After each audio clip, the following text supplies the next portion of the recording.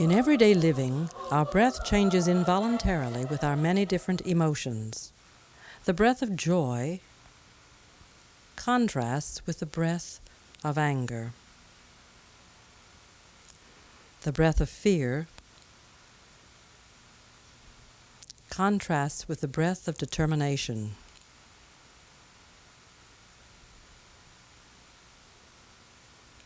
The breath of freedom contrasts with the breath of oppression. And in singing, we want to express our many different emotions. However, our singing voice relies upon precisely managing our breath, a process we can consciously and mechanically learn. In this film, we will look at the basics of breath for singing, the structure and parts of our bodies that we need to train. But as we consciously learn to manage our breath for singing, we must also learn to connect with our emotions, our many different breaths, to combine them and create both skillful breathing for singing and natural expression of emotions. Breath is composed of two processes, inhalation and exhalation. The goal of inhalation is to bring air deep into the lungs so that a skillful management of exhalation can be accomplished for singing. We inhale new air with oxygen through the nose or mouth, throat, larynx, trachea, bronchial tubes, and into the lungs, where it is exchanged with old air heavy with carbon dioxide. We then exhale the old air through the same tubing.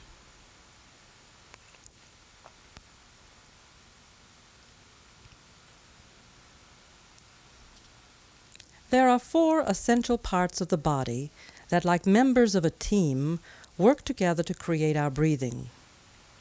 The lungs, the diaphragm, the ribs, together with the intercostal muscles, and the abdominal muscles. These 4 body parts are our cast of characters for the rest of this film. We will look at each of them individually and show how they work together for optimal singing. Let's begin by looking at the lungs. Each of the 2 lungs is shaped something like a pear, with a large part of the pear at the bottom. For singing, air is inhaled deep into this large part of the lungs. The lungs are surrounded by the pleural sac, which connects the lungs to the surrounding attachments. The lungs are not muscles, but organs composed of soft, elastic tissue, and therefore they cannot expand by themselves. They must be expanded by their surrounding attachments, by the ribs, which fit snugly around the sides, front, and back, and expand the lungs outward, and by the diaphragm, which fits snugly against the bottom and expands the lungs downward. Together, expanding the lungs downward and outward in all directions, creating a partial vacuum in the lungs that causes air to flow in.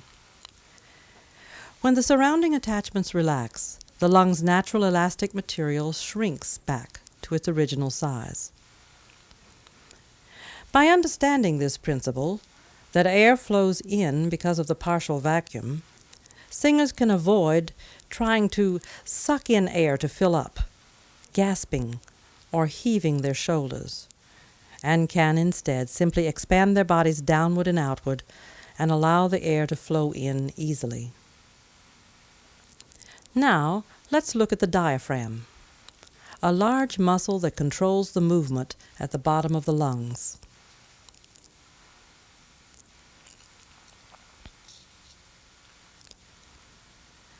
The shape of the diaphragm can be compared to the shape of a bowl, except it's like an upside-down bowl and tilted backward, and shaped more like an amoeba or a double dome, and has a tail at the back that attaches to the lumbar spine The tail is composed of two tendons called the pillars of the diaphragm.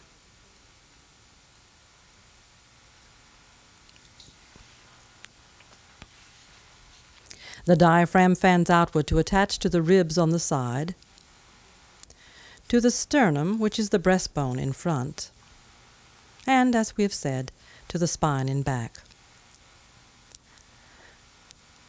The diaphragm, located in the middle of the body, completely separates the thorax from the abdomen.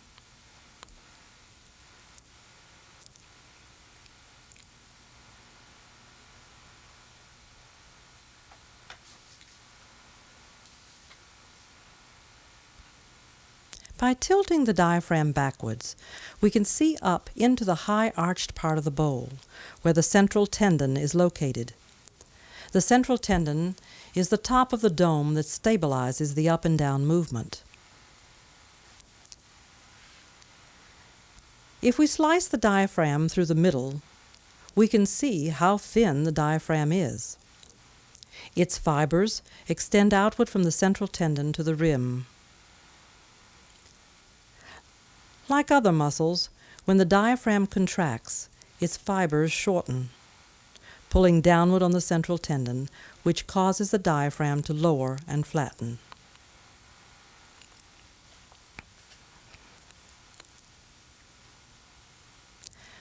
Because the lungs are attached to the diaphragm, when the diaphragm contracts, it stretches the lungs, creating a partial vacuum in the lungs, which causes the air to flow in.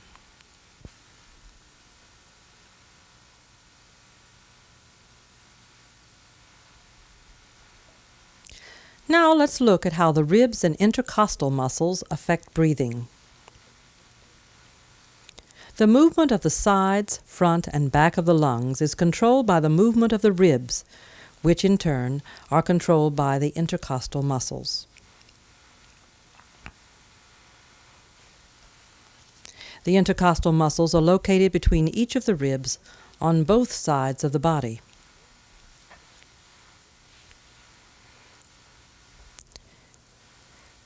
When the external intercostal muscles contract, they pull the ribs upward and outward. When the internal intercostal muscles contract, they pull the ribs downward and inward. The external intercostals are the outer layer of muscle, while the internal intercostals are the inner layer. The externals are more important than the internals in singing because after they contract to raise the ribs, they can simply relax to lower the ribs.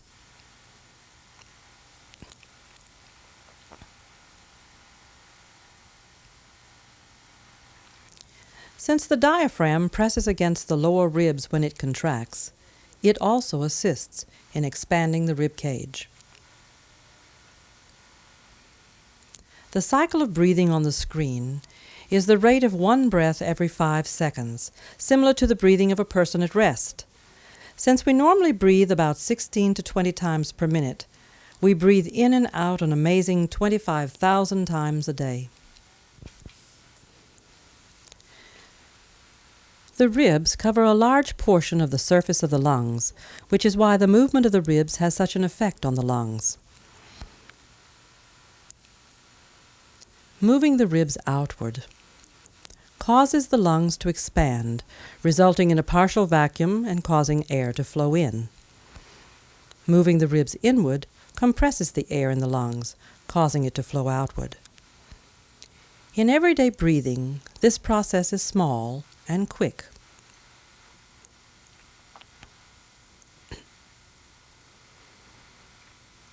But in singing, we need to expand the ribs much more, and then to keep them expanded as singing begins. The external intercostals must remain contracted so the ribs stay out, suspended in an open position, and only gradually relax toward the end of singing. If singers collapse the rib cage when they begin a phrase, then the lungs will lose air too quickly and there won't be enough control for singing. By keeping an open rib cage during singing, exhalation can be efficiently controlled by the diaphragm and abdominal muscles at the bottom of the lungs, as we will soon show you.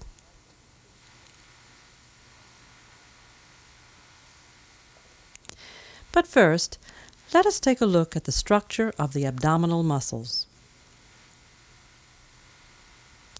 The abdominals cover the front part of the body.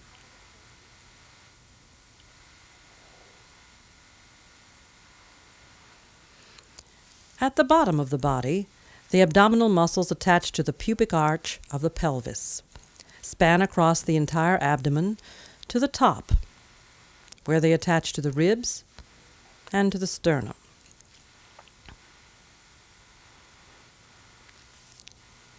The abdominal muscles exist in 4 separate layers. The first or outermost layer, the second, the third, and the fourth.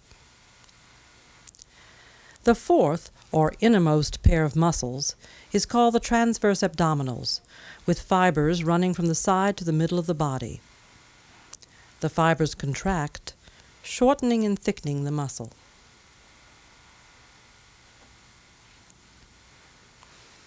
The second layer is a pair of muscles called the rectus abdominis, which fits into a pocket of the innermost layer at the bottom. Its fibers run vertically from the pubic bone to the sternum.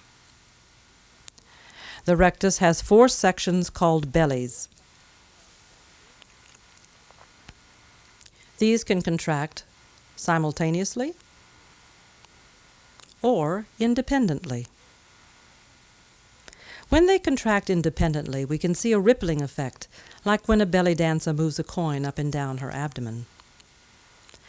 The third layer is a pair of muscles called the internal obliques, whose fibers run upward from the side to the middle and contract in an oblique angle.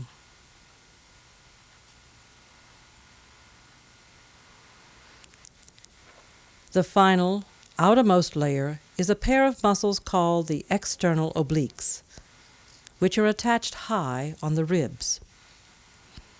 The fibers run downward from the side to the center and also contract in an oblique angle.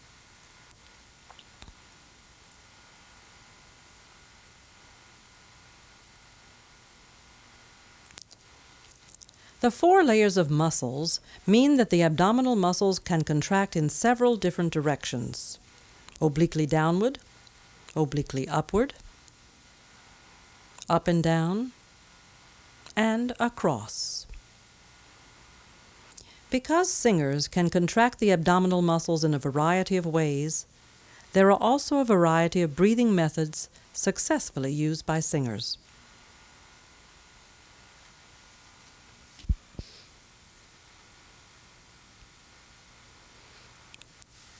Looking at the body from a side view, we can easily see that the 4 abdominal muscles form the front and side walls of the abdomen. If we slice the abdominal muscles